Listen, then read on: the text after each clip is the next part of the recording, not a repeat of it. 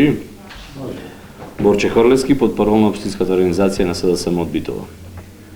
Почитувани, локалната власт, предводена од СДСМ и градоначалничката Наташа Петровска, докажуваат дека се грижат за животната средина и здравиот живот.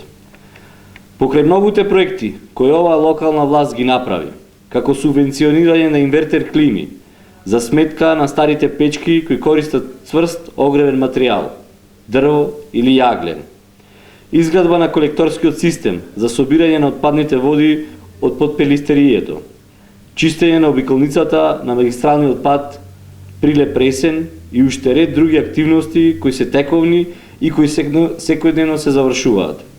Денес сме тука да го повикаме локалното население, да се приклучи кон оваа акција за и самите да дадат придонес за почиста и поздрава животна средина.